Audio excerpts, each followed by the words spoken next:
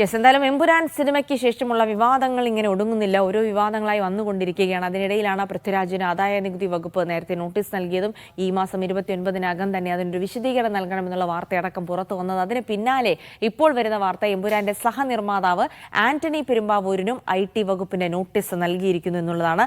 Lucifer, Marakkar എന്നീ ചിത്രങ്ങളുടെ സാമ്പത്തിക ഇടപാടുകളിൽ വ്യക്തത വരുത്തണമെന്നാണ് നോട്ടീസിലുള്ളത്. മോഹൻലാലുമായുള്ള സാമ്പത്തിക ഇടപാടുകളിലും വ്യക്തത വരുത്തണമെന്നും നോട്ടീസിൽ പറയുന്നു. മോസിന സോണ്ട് വിവരങ്ങൾ നൽകാനായി. മോസിന, എമ്പുരാന്റെ സഹനിർമ്മാതാവ് കൂടിയാണ് ആന്റണി പെരുമ്പാവൂർ. ആശീർവാദ് പ്രൊഡക്ഷൻ കൂടി ഇതിനകത്തുണ്ടായിരുന്നു. സ്വാഭാവികമായിട്ടും എമ്പുരാനിലും മരക്കാരിലും ഒതുങ്ങി നിൽക്കുന്നത് മാത്രമല്ല ഇപ്പോൾ ആന്റണി പെരുമ്പാവൂരിന് കിട്ടിയിരിക്കുന്ന നോട്ടീസിന്റെ ഉള്ളടക്കമെന്ന് മനസ്സിലാകുന്നു. മോഹൻലാലുമായുള്ള സാമ്പത്തിക ബന്ധം, അത്തരത്തിലുള്ള കാര്യങ്ങൾ കൂടി വ്യക്തമാക്കണമെന്നുള്ള ആവശ്യം കൂടിയുണ്ട്. എന്താണ് നോട്ടീസിന്റെ ഉള്ളടക്കത്തിൽ പറയുന്നത്? എത്ര ദിവസത്തിനകം മറുപടി കൊടുക്കണം തുടങ്ങിയ കാര്യങ്ങളിൽ വ്യക്തത വരുന്നുണ്ടോ മോസിന?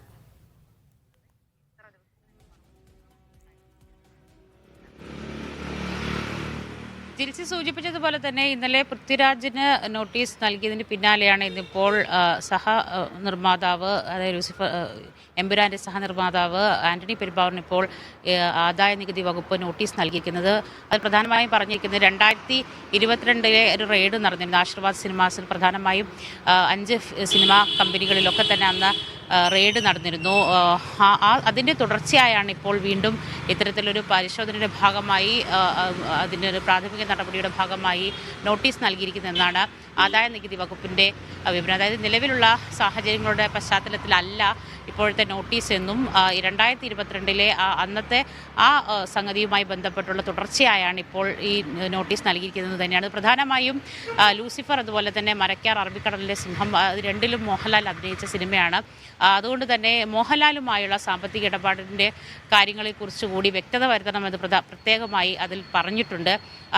ഇതിൽ നിന്ന് മനസ്സിലാക്കേണ്ടത് സ്വാഭാവികമായും ഈ സിനിമകൾ 2022 ആ സമയത്ത് നടന്ന ആ സിനിമകളുടെ ആ കാലഘട്ടത്തിൽ നടന്ന സാമ്പത്തിക ഇടപാടുകൾ, ഫെമ നിയമലംഘനങ്ങൾ നടന്നിട്ടുണ്ടോ എന്നടക്കമുള്ള കാര്യങ്ങളാണ് പ്രധാനമായും പരിശോധിക്കുന്നതെന്നുള്ളതാണ് ആദായ നികുതി വകുപ്പിൽ നിന്നും ലഭ്യമാകുന്ന വിവരം. മറ്റ് ഇടങ്ങളിൽ നിന്ന്, ഏതൊക്കെ സ്രോതസ്സുകളിൽ നിന്നാണ് പണം ലഭിച്ചത്, വിദേശത്ത് നിന്ന് പണം സ്വീകരിച്ചിട്ടുണ്ടോ, അതിൻ്റെ എത്രമാത്രം നികുതി അടച്ചിട്ടുണ്ടോ എന്ന് തുടങ്ങി വിവിധ കാര്യങ്ങളിൽ അന്വേഷണം നടക്കുമെന്ന് തന്നെയാണ് മനസ്സിലാക്കാൻ സാധിക്കുന്നത്. പ്രാഥമികമായി നോട്ടീസ് നൽകിയതിന് പിന്നാലെ ആശീർവാദ് സിനിമാസിൽ ഏതെങ്കിലും രീതിയിലുള്ള പരിശോധന നടത്തുമോ എന്നുള്ള കാര്യത്തിൽ വ്യക്തത വരുത്തുമെന്ന് തന്നെയാണ് മനസ്സിലാക്കാൻ സാധിക്കുന്നത്. പരമാവധി വേഗത്തിൽ ഇതിന് മറുപടി നൽകുക എന്ന് തന്നെയാണ് ആദായ നികുതി വകുപ്പിൽ നിന്നും ആ നോട്ടീസിൽ പറഞ്ഞിരിക്കുന്നത് തന്നെയാണ് മനസ്സിലാക്കാൻ സാധിക്കുന്നത്.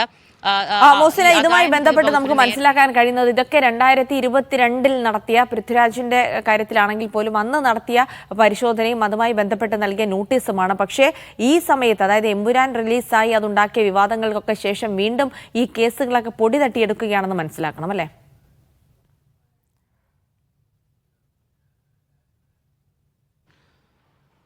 ജിൽസി, നിലവിലെ രാഷ്ട്രീയ സാഹചര്യങ്ങളൊക്കെ തന്നെ കണക്കിലെടുക്കുമ്പോൾ അത്തരത്തിലുള്ള കാര്യങ്ങളിലേക്ക് കൂടി സംശയങ്ങൾ വരുന്നത് സ്വാഭാവികമാണ്. എന്താണെങ്കിലും ആ കാര്യത്തിൽ ഇത്തരത്തിലുള്ള കാര്യങ്ങൾ ആദായ നികുതി വകുപ്പിനോട് തന്നെ ചോദിക്കുമ്പോൾ സ്വാഭാവികമായി അവർ പറയുന്ന നടപടി അതുമായി നിലവിലെ രാഷ്ട്രീയ സാമൂഹിക സാഹചര്യങ്ങളൊന്നും തന്നെ ഇത്തരത്തിലുള്ള ഒരു അന്വേഷണവുമായി ബന്ധപ്പെട്ടൊന്നും ഇല്ല എന്ന് തന്നെയാണ്. 2022 ആശീർവാദ് സിനിമാസ് ഉൾപ്പെടെ 5 സിനിമാ കമ്പനികളിലൊക്കെ തന്നെ വലിയ രീതിയിൽ പരിശോധനയും ഒക്കെ തന്നെ നടന്നിരുന്നു. ഇതിൻ്റെ തുടർച്ചയായിട്ടാണ് ഇപ്പോഴത്തെ പരിശോധന എന്നാണ് അവർ വ്യക്തമാക്കുന്നത്. പക്ഷേ അന്ന് ലൂസിഫർ, അതുപോലെ തന്നെ മരക്കാർ തുടങ്ങിയ സിനിമകളിൽ മോഹൻലാൽ പ്രധാന കഥാപാത്രമായി എത്തിയ സിനിമകളായിരുന്നു. ഇതിൻ്റെ നമുക്കറിയാം, ലൂസിഫറിൻ്റെ 2ാം ഭാഗമാണ് എമ്പുരാൻ.